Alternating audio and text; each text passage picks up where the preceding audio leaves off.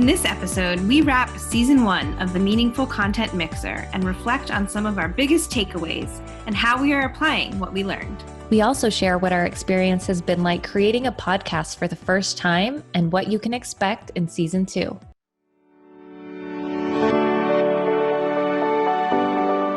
You're listening to the Meaningful Content Mixer. I'm Bonnie, a content professional focused on pre-sales and product marketing. And I'm Sarah, a content professional focused on post-sale knowledge management. Together, we like to explore what it takes to create meaningful content that is purposeful, demand-driven, and contextually relevant. We are sharing strategies, tactics, and stories that help content professionals across disciplines create more meaningful content that drives successful outcomes for their customers. Let's get started.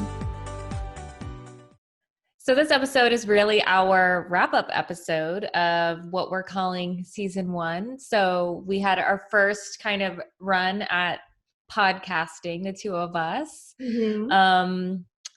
I want to hear about how you felt about this experience. So what are some of your favorite parts about podcasting, and tell me about a favorite guest or maybe a favorite topic. I've posted on LinkedIn a couple times about this experience of us kind of tackling this together, learning. I think really the journey of learning how to do a podcast about content has been really fun for me and a bit of a stretch, I think, for you as well. Yeah. I think at one point that our learning curve is on full display because I think we prepared just enough to kind of get started and dive in, and knew that we would figure some things out as we go, for better or for worse, whatever it might be. Thanks to the magic of editing, we get to trim out some of the worst offenders, but we also leave some of that in. We don't pretend to be perfect. And so I think for me, my biggest personal win is just having gotten more comfortable with this format in general. In our last episode, we talked about public speaking and the effort I went through to overcome some tough anxiety around public speaking. And I didn't call it out at the time, but at the beginning of, our first couple episodes here, I was experiencing a couple of those symptoms again, really minor, just some physical anxiety symptoms that now I can see just over the course of our first season, I've gotten over that a little bit. And I think that just, even with a new format, you kind of have to learn some things, and that's been fun. Yeah, and it's funny because when we're recording or we're getting ready to record, there's definitely a difference before and after you click the record button and getting comfortable with actually being recorded. Yeah. I think we had to I don't feel totally over that that transition, but I think we're getting better, getting used to seeing that red dot in the corner and knowing, it's okay that this is getting better. Just be normal. Whatever that is. Yeah, exactly. And we have had so many great guests. I think that's been so fun. I loved that every time we've recorded an episode with a guest, I've learned so much. There's too many highlights to list them all, but one that stands out for me personally that was kind of a light bulb moment was talking to Jenny about feedback and the way she talked about how important it is to apply a context layer to the feedback process, because we've always talked about how important context is when creating content. And if you think about a feedback exchange as another type of content interaction, your audience might be different. Maybe it's more internal or partners, whatever it may be, but you need to apply that same level of effort in terms of understanding their context and sharing your context to make that feedback loop more meaningful. So that was a big thing for me. You can kind of think about the feedback as content itself. And if you're asking for someone else to create content in this sense, then you need to give them the context for, how they can give the best feedback. So yeah, I agree. That was an enlightening episode. What about you? What's it been like starting to become a podcaster for you? And do you have a favorite takeaway? Yeah, so it's been quite interesting and a lot of fun though. So seeing, all the ins and outs of making a podcast and how I kind of compare it a little bit to webinars, not compare, but I think that's the closest thing I've experienced to it is webinars, because you're sitting behind a computer, you're recording, you're, saying something, right? But there are some key differences, and that was kind of a challenge for me, is letting go of that webinar presence, because you have to be at your professional best, and it's not always a natural conversational type of vibe. And so that was kind of a challenge for me, I think, but I feel like with the guests that we've had, it really made it easier to get used to. And I would say, one of the topics that stuck out to me, and I guess it kind of was a little bit recurring in a couple of episodes, but it's really about the content journeys, and just not leaving people at dead ends with content, like no content dead ends. And that's both from a pre-sales perspective, if you're trying to bring someone in from a marketing perspective, or post-sales when you're trying to continue the customer lifetime value by supplying them with that great information after. Yeah, I've been looking at some of the interactions that I manage with my customer life cycle with the no digital dead ends Yes.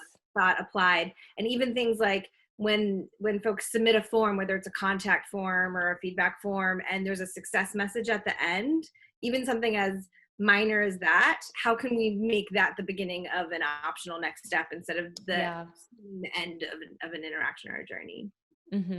Yep.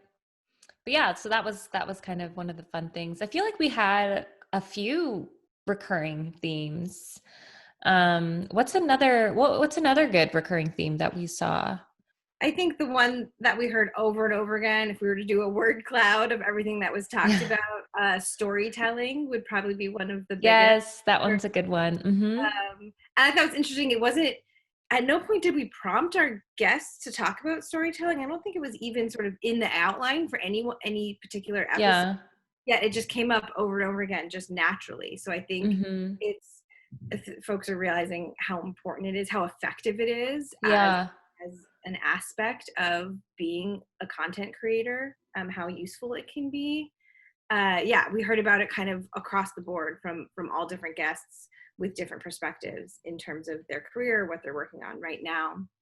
I know for me, that's something that I particularly want to find ways to incorporate more. As we talked about, you're more on the pre-sale side, I'm more on post-sales, documentation, training, things like that. And so sometimes it feels like there aren't as many opportunities to weave in storytelling, certainly when I'm doing presenting and cross-functional collaboration, more so then, but in terms of my actual deliverables. So I was thinking about this. One of the things a major project I have to deliver this quarter is a training setup we're going to be adding some additional offshore support resources to our team. And so I need to create this, foundational training for these outsourced folks that are going to be supporting our customers. And I've been, of course, like making the outline in my head for weeks or longer.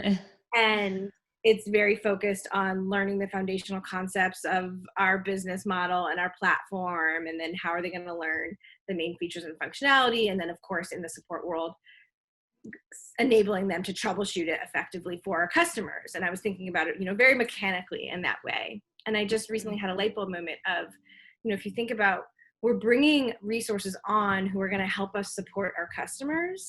And especially because they're outsourced and they're not, with us every day, and they might be further removed from our customer experience, I'm going to weave in actually storytelling into the training. So in each section, I'm going to kind of set the context of what's our customer perspective? What are they trying to do in their business, in their life? And then how does that connect back to why they're using our product in this way? And therefore, when they run into a challenge or they need help configuring something, why it's so important for a support interaction to really consider that perspective from the end user perspective. I think I'll be able to use that storytelling method to really build a foundation of empathy for these new folks that are going to be supporting our customers and strengthen their, immediately strengthen their context for why we need to help our customers be successful. Yeah. And I like the way that you said that, because I think, you know, it's both storytelling and a journey, right? You're using storytelling to take them through this journey of what the user is going through and what they'll need at each point in their journey. Mm-hmm. And using empathy to really get to the point of it and get to the heart of it. And I feel like that's something that you just mentioned, that we've been hearing a lot about storytelling. And one thing that I've been kind of thinking about and curious about is how our digital dependency is affecting our desire for human connection and storytelling.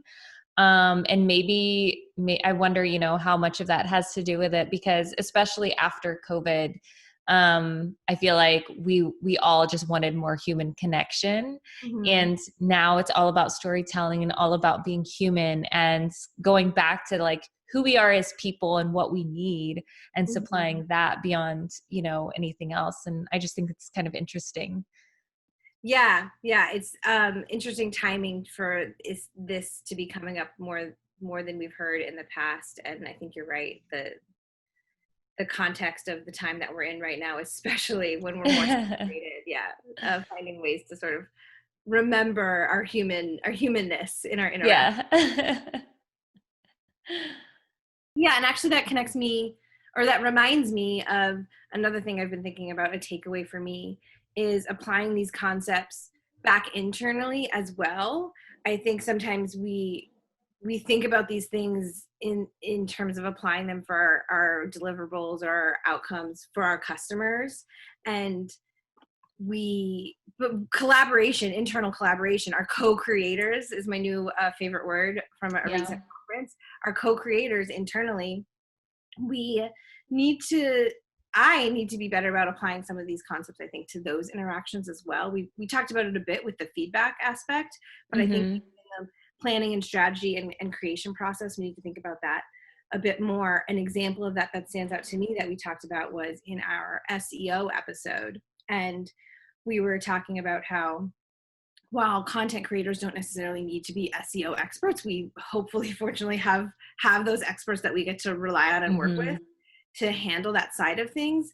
When it comes to working with them, we should at least have a foundational understanding of what they're trying to do and why, so that when we do need to sometimes negotiate changes or suggestions, it's connected to their why. And that's an internal, collaborator and understanding their why, but that we need to apply those same ideas in those things as well. Yeah, absolutely. Actually, when you talk about co-creators, that reminds me of something else actually from the episode with Jenny, where she made a comment at one point where she said, in regards to writing, like, you're not being asked to write, you're being asked to think. Yeah. And so I loved that, because now anytime I'm I get writer's block, or I'm like, I don't know how I can write something about this topic or whatever that may be, I'm like, okay, not being asked to write, just being asked to think. I can do that. I can think, that's fine. And then really take it from there. Yeah. And so, even with content creators or co-creators who don't see themselves as writers, not being asked to write, you're being asked to think and just put it on paper. And so if you can think and say it out loud, just put that on paper. And that's the same thing as writing. And so I think it's very easy for people who who don't see themselves as writers, or who don't have content in their title, to be wary about creating content. But I think that's something that could be a way of thinking through that, to make it easier to put something down. Yeah, I love that example. That reminds me of two of our other guests that joined us. First was Martin, when we talked with him about adapting your style to various audiences. He talked about the messy first draft concept. And I think that's kind of another way to think about that. You're just thinking, you're not writing. And kind of relieve some of that pressure so that you can get started.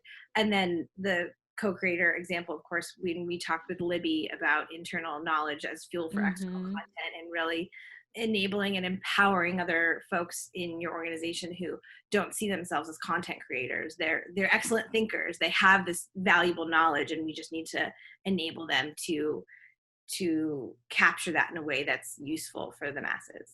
Yeah. And that actually ties back to, I think, another recurring theme, which is around collaboration. And actually, when we started this podcast, one of the reasons for it was that we had content creators in all of these different departments who kind of, wanted, or we see them, putting a stake in the ground of like, this is my area, and not necessarily opening up the collaboration from the content creation side. Mm-hmm. But at the same time, we see how much more meaningful and valuable content can be when you do collaborate, Mm-hmm. and how much more effective it can be when you do collaborate. And so what are some of the, I don't know, what are some of the things that you heard about collaboration that stuck out to you?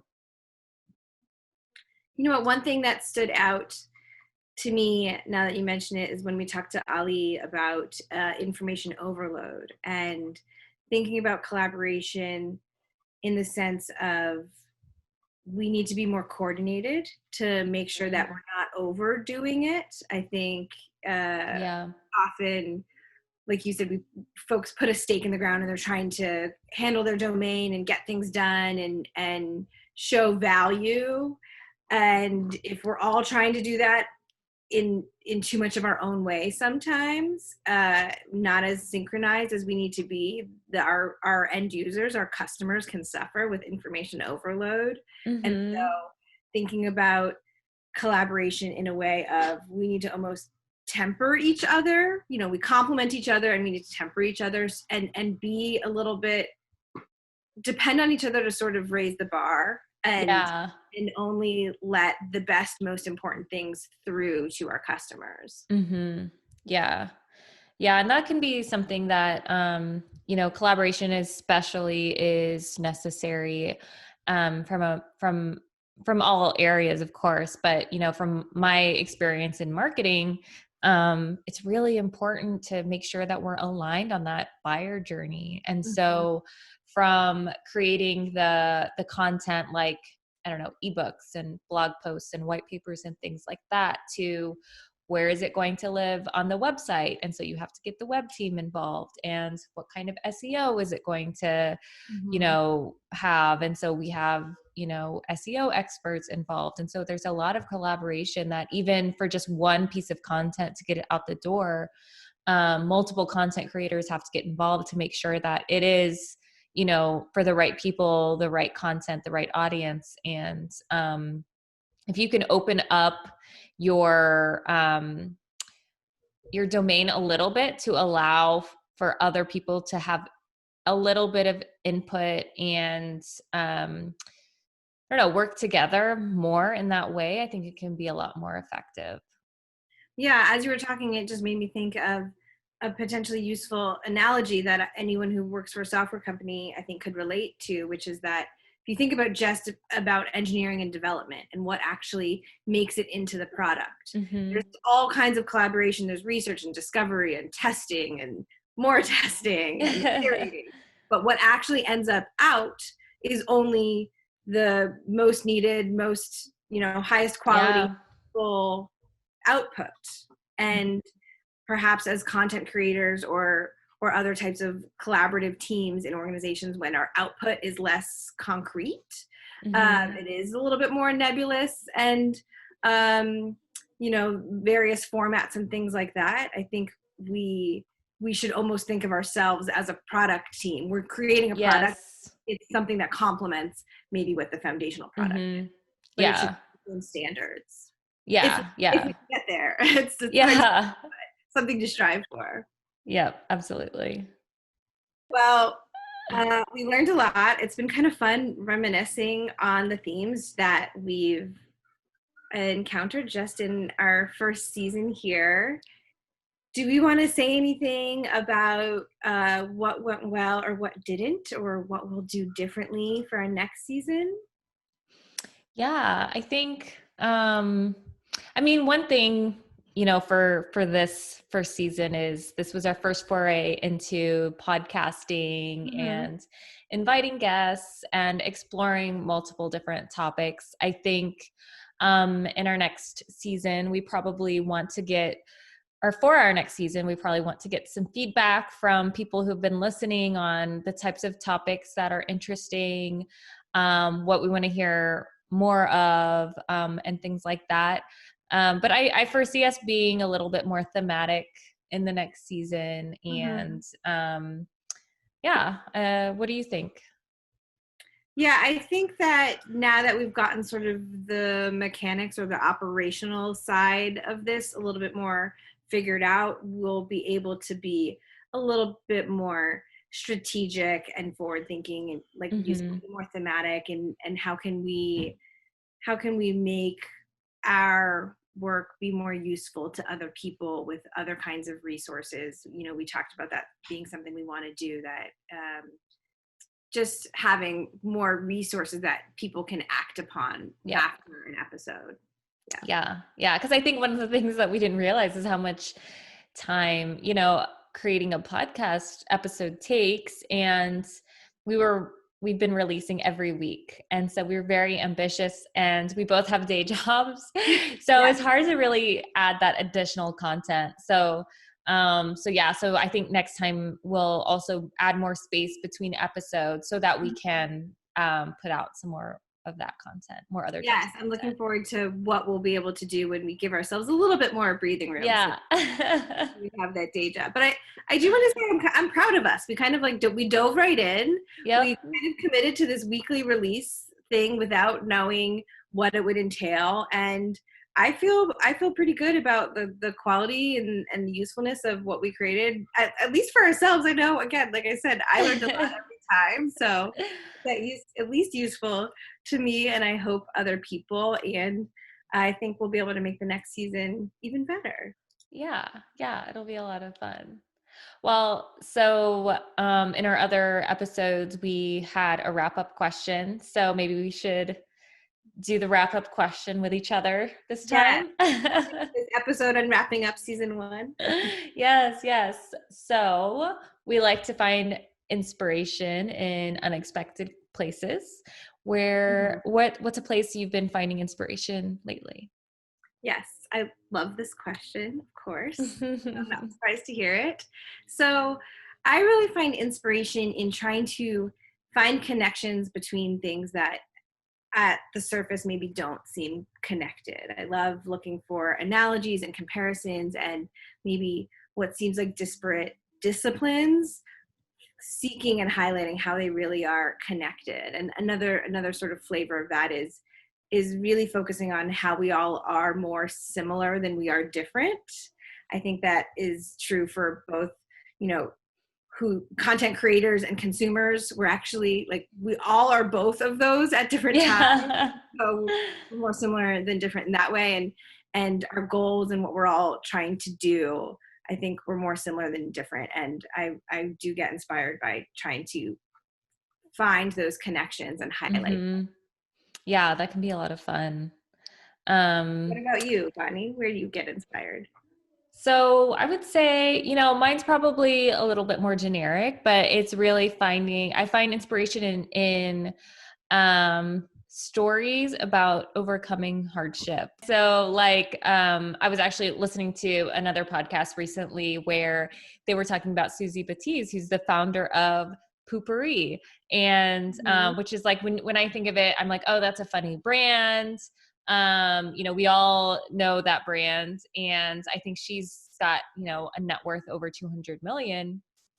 But when you look at her story, she was bankrupt twice, and, had a scary, story about, attempting to commit suicide and making it through that. And she overcame so much. And then from that created Poo-Pourri. So it's just kind of funny, but I find inspiration in those types of stories. It's just anything is possible. You can get through anything. So, yeah, that's where I find my inspiration.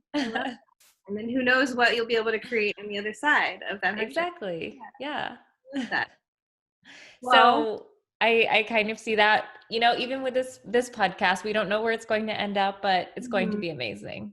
I totally agree. And it's been so fun, Bunny. I'm looking forward to continuing. Yeah, it'll be a lot of fun. Yep. All right. All right. Until next time. Till next time. Cheers.